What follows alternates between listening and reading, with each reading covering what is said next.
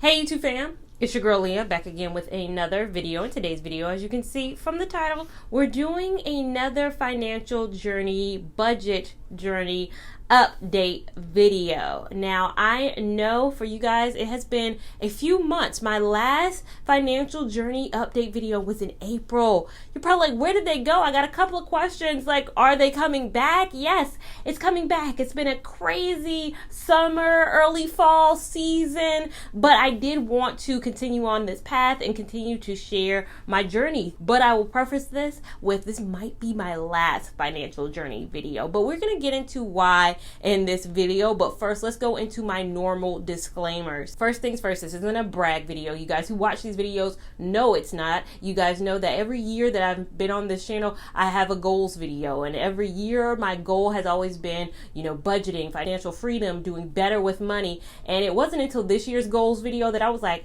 I'm gonna put it on the internet. I'm going to actually let myself be accountable because other people are watching me, that I need to hit some of the goals that I've been kind of lackadaisical about in the past. The second thing is I'm passionate about financial freedom, especially as it comes in our community. I think in our community, finances, money is so taboo that we feel like we don't need to bring it up. And sometimes people suffer in silence. We do credit repair things. We get ourselves in massive amounts of debts to keep up with the Joneses. Money is not as freely talked about in our community as it is in other communities. So I know that me being as transparent as I am in these videos, it may help some folk. I'm a big believer of multiple streams of income. I'm a big believer of financial freedom. I'm a big believer of generational wealth. Money doesn't make happiness. It definitely does not make one more happy, but I do think it takes a weight off. It removes some anxiety. It allows for things in life that might not be accomplishable without money. I'll say that. And the third disclaimer, people always say, don't you feel some type of way about sharing things like this? People are always like, the way my family is set up, I couldn't be sharing all this because I'm gonna be getting hounded. One, my family knows that what I'm doing and what I'm saving for is greater. Two, my family is, doing all right at this moment, but they also know that if anything were to happen and they need a little bit, I'm here to help. But they also know they own homes. I don't own no home yet. Let me get to my goals, and they allow me to do so freely. And the funny thing is, my mom doesn't watch any of my content, which is perfect. She still, I believe, thinks I make $10 probably a month from this. She doesn't get that there is money out there. And that's, again, another reason why I have this channel, is to let you guys know there is money out there. There's podcasting, there's blogging, there's book writing, there is selling merchandise, there's e-commerce. There are a lot of ways to make money outside of the 9-to-5 that I feel like so many people don't know about and so many people sleep on, that I hope this video allows you to open up your mind and open up your possibilities to. It doesn't have to necessarily be YouTube. Whatever the case may be, open yourself up to those, because again, there is money on the table out here, and it does take a little bit of work, does take some work, but it is definitely 100% accomplishable if you put your mind to it. So without further ado, let's get into it. I know, fourth disclaimer, there are people who watch these videos just for being nosy and just want to know things, and there are people like, when's she gonna get to the money? I need to know how much she makes, because we always get into the money I pull in first things first. So I do work full-time. YouTube is a second thing for me outside of my full-time career. I do not share how much I make in my full-time career. I work in HR.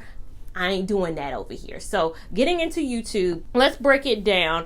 Since this video is a few videos behind and I have not shared anything since April, I'm going to actually share a few. I'm going to share a few line items. Again, this is the amount that hits my account tax-free. I'm not taxed on this until tax time.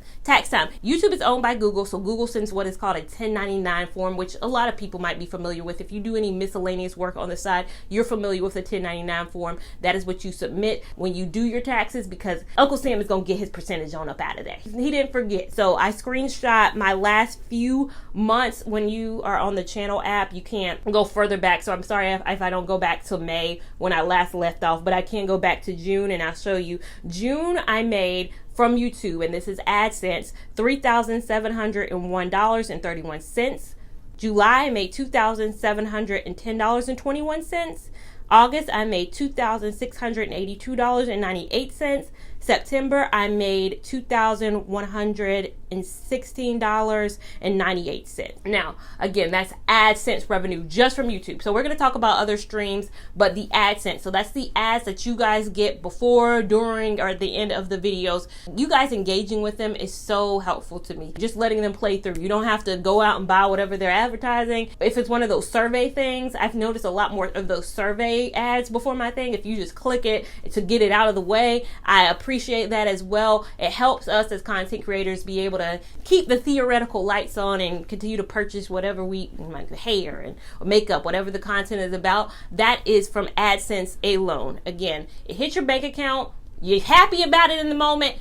In March, April, whenever you file those taxes, you're not so happy about it. As you notice, the summer was very, I think each month it almost went down and down and down. I'm really stable right now. If I look, October, I made $2,592.80. So September was less than pretty much every other month, simply because September is busy for me in my full-time job. It's always busy for me. It is the month where we do a lot of campus recruiting. That is my job. Outside of that, so I always know September, I have to take the L in September. I have to dedicate my time to my work. A lot of the times I'm traveling this year. Luckily, we didn't have to travel. It was all virtual, which is awesome. But if I do stay in this career field, which I plan on staying, September and probably March, April will be lower months for me because those are spring and fall recruiting seasons. A lot of people ask me, would I consider leaving my full-time job because I do make, there's a comma in your amount. You're not making hundreds, there's thousands now. You make that much working at this part-time.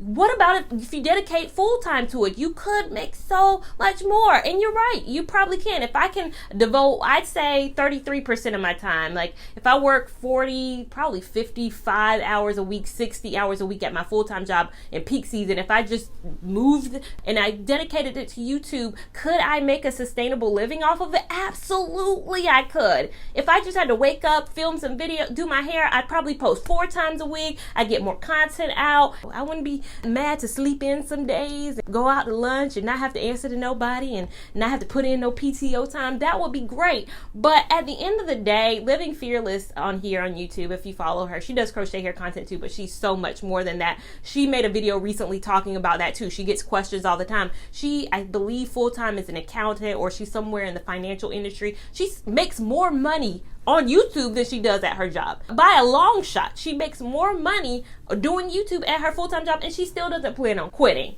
And I feel like that's the same mindset as I see her. I relate to so many other creators because I'm the same way. I know I could. I just love multiple streams. I love multiple streams. I love the ease that YouTube feels for me. I love that it feels like it's not a job to me. And if it felt like a job, I feel like I would like it less. But it feels so fun to turn this camera on. It feels so creative to turn this camera on. It feels like I'm in control of so much. When people ask me who I can answer this question to, I can't answer this with everybody, but if people ask me what my hobby is, I say content creation, because it's so much of a hobby. Even though you do get money from it, for me, it's still a passion project, and I feel passionate about it. So I posted this week too on my IG that I was going to do for November and December 3 videos a week as opposed to my normal 2 videos a week, and I got a comment on that. Oh, does that mean you've gone full-time with YouTube?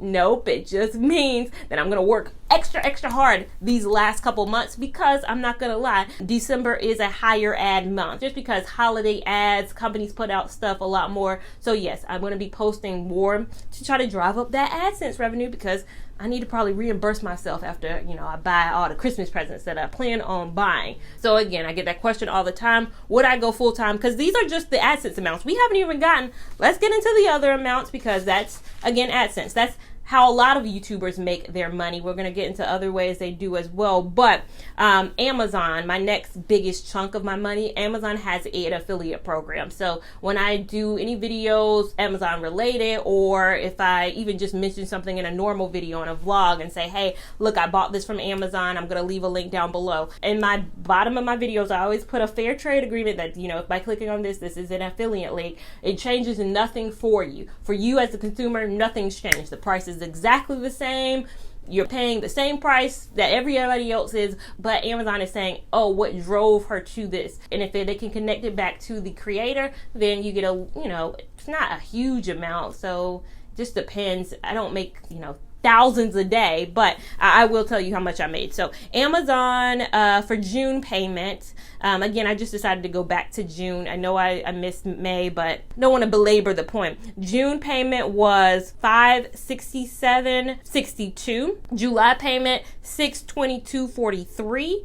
August payment $864.04, and September payment is $877.15. You can tack that on to the first amount. I didn't do a full calculation of every single thing, but just apply June AdSense to June revenue from Amazon. Add those together. That's how much I made from both of those two together.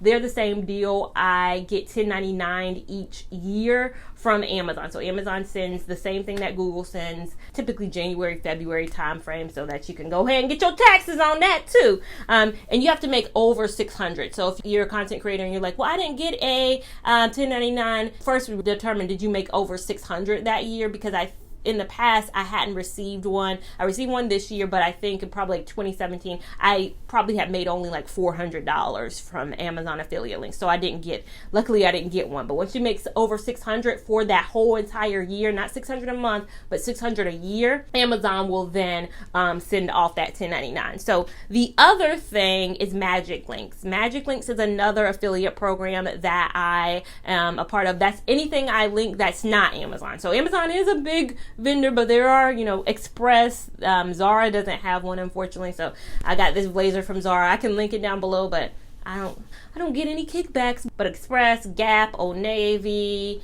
just any other brand that I link, I make Magic Link affiliates. I don't buy a lot more recently, especially this year when I work from home, so my Magic Links haven't been super great. For Magic Links to get paid every month, you have to make over $50 for 630, so 630, that would be June. I'm having a moment. I got $93.81, July $55.69, September $66, and then still September, but I believe this would count as October's payment, $84.69. So typically you get paid the 30th or the 1st of every month, depending on when the day is fall, the 30th, the 1st, the 2nd, whatever the date might be. I think it's just like the first day of the month post, if it's not a holiday or a weekend. So don't really get a lot from Magic Links, which is fine. I don't link a lot, so the fact that this is even a number, I'm just shocked at. Target too. Target, if I link anything from Target, it's from Magic Links, ASOS, those types of things. My June payments, if you add, again, I should have added before, but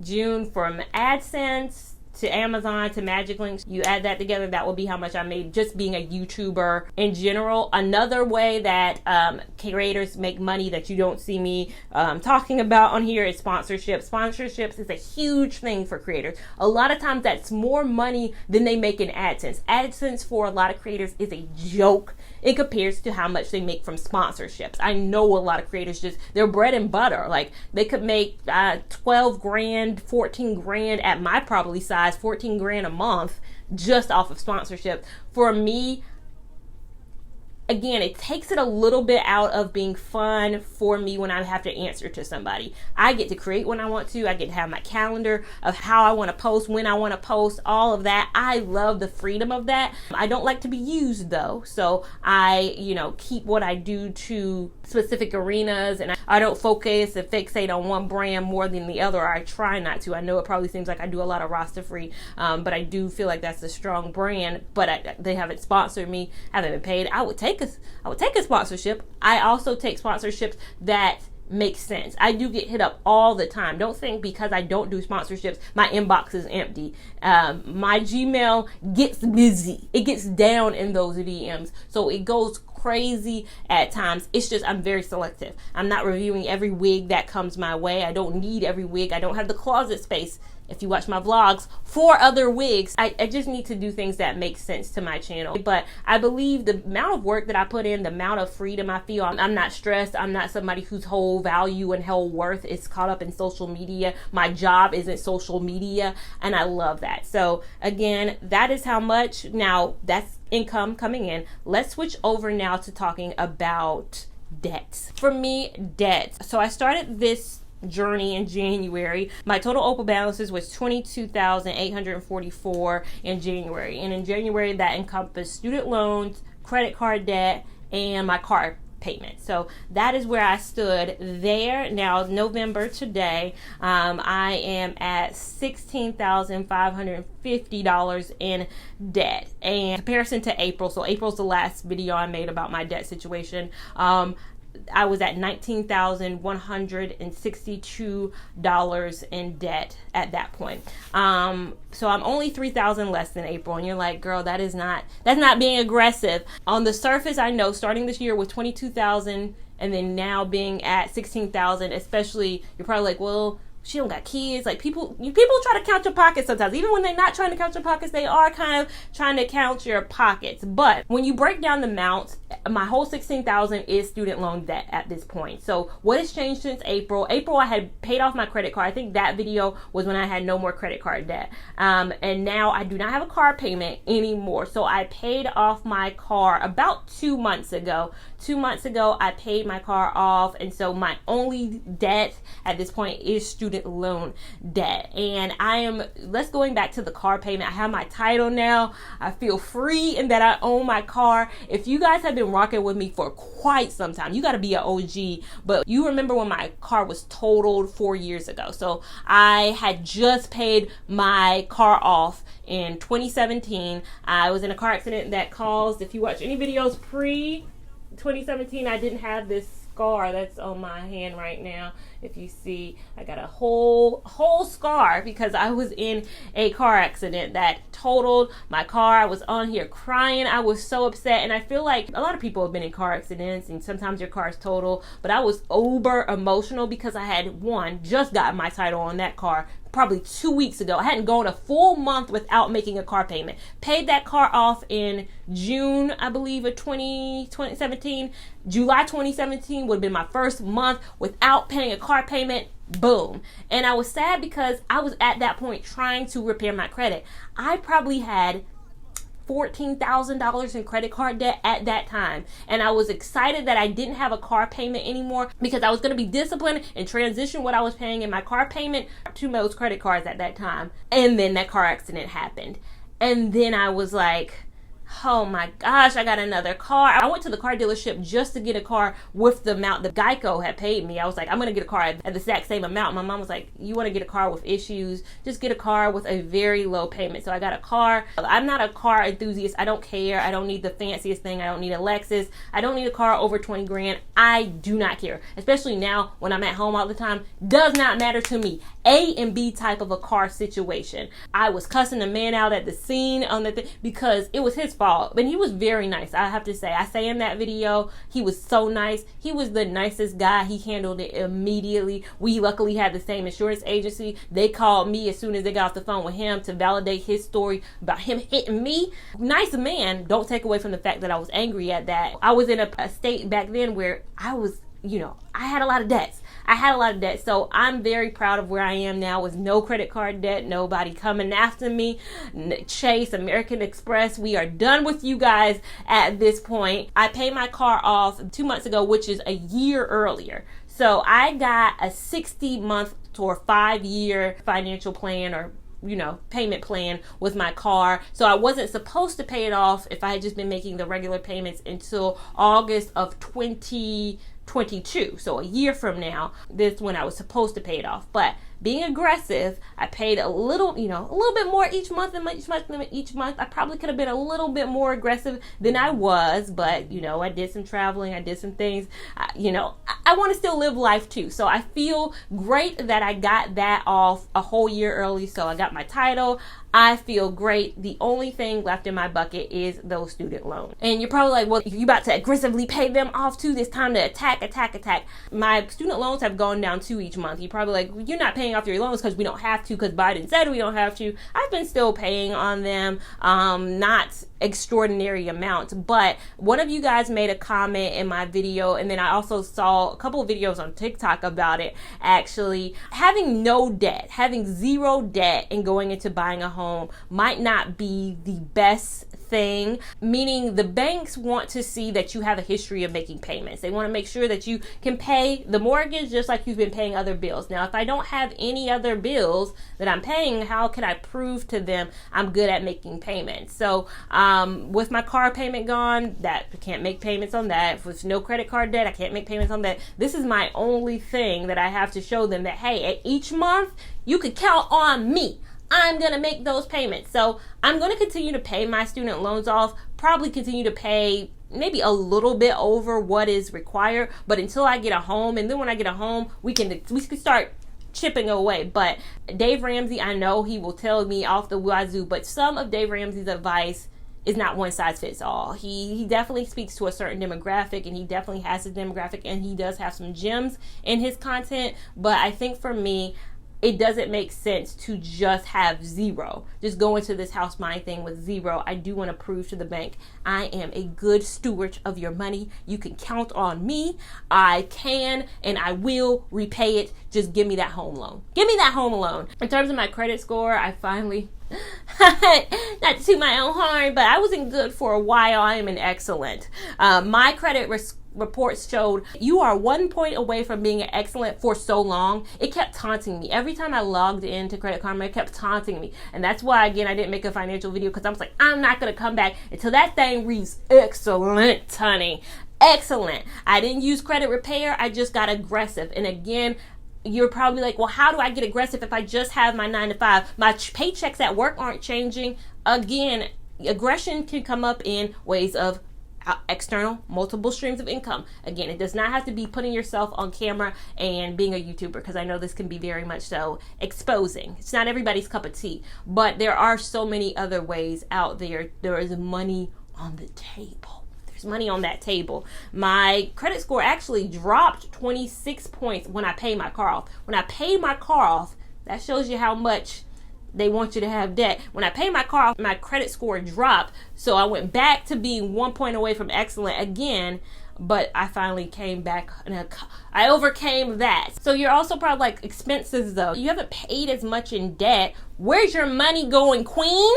Where's your money? So in terms of monetary, you guys know I traveled this summer. I called it a travel girl summer. I'm not gonna lie. Did I spend some of my YouTube money on my travels? I did. I did. It's just because I wanted to go some places I'd never been domestically. This, maybe traveling internationally will be coming soon, but domestically there are places in the U.S. that I just haven't been. I've never been to the West Coast. I wanted to go to the West Coast. So I did spend a little bit of my coinage in that. I do have to pay back taxes. So my money, I have to cut it like $500 of my check to go back to the IRS each month. So the YouTube amounts that you see coming in, I do have to pay that out elsewhere. But in terms of travel, I've gotten a lot of questions. You must have been throwing money fast. I pulled up how much I paid for my San Francisco trip. So my San Francisco flight was to San Francisco, $118. Back from San Francisco to Charlotte, $118. $263.30 was my total flight to go over there. So flights were inexpensive. I believe they might still be. I know gas prices have gone up significantly, so I know fuel prices at airlines have probably skyrocketed too. So again, I went a couple months ago. Things might have changed, but don't think that I was being frivolous with things. Again, I'm still looking for a bargain. I went from literally the East Coast to the West Coast for $263. I will sit my butt in basic economy to get some experiences. I like to reinvest back into my channel too. I think anytime you have a business or anything that you love to do, I think there's a point in time when you need to reinvest, put things back into the channel, use the money you make from said thing and put it back into the thing so that it can continue to generate for you. Every 2 years that I've had this channel, and again, I've only had it for 5, so every September or 2 Septembers, I typically buy a new camera. So I have the Canon G7X Mark II, which is typically a vlogging camera. If you saw it right now, or I can insert a picture of it, it's for vlogging. It's not what typical creators use for filming, although it's, just as expensive. I just love it for the compact size and because I like to take it with me when I'm vlogging. But I took it on a trip. I think it was when I went to Key West, and I got a lot of sand in it, and I was like, I'm playing a little too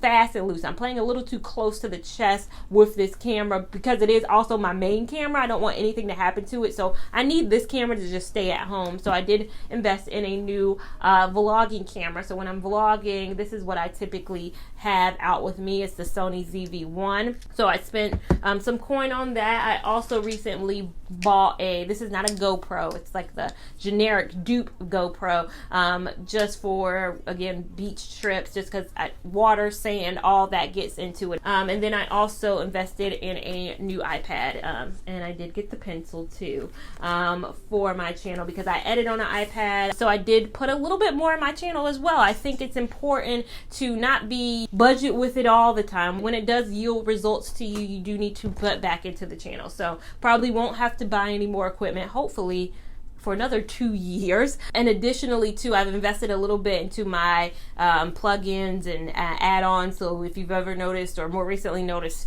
text zooming in, intros better in my videos, I have bought some of that, and I've also upgraded to Canva Pro to make my thumbnails better. So again, things that I want to do, because again, I don't make $0 from it. If I did make $10, like my mom thinks I do, each month from doing this little YouTube thing, then, you know, maybe some of these things wouldn't be accomplishable, but I am thankful for that. So as I said at the top of the video, this is probably my last financial update video, just because I'm in savings mode now. We're in house buying, and I feel like every month house prices do go up, so I'm having to save even more. But my YouTube checks, I've bought my equipment that I need. I had my Travel Girl summer. We're just basically in savings mode, and also paying down my student loans. Those are the only 2 places, and taxes, really. The only 3 places that my YouTube and YouTube monies will go towards. Of course, my full-time 9-to-5 job, I pay towards rent, bills, phone bill, food, Winnie supplies, you know, things of that nature. I forget, I don't calculate that into this because that's part of my normal life. It comes out of that.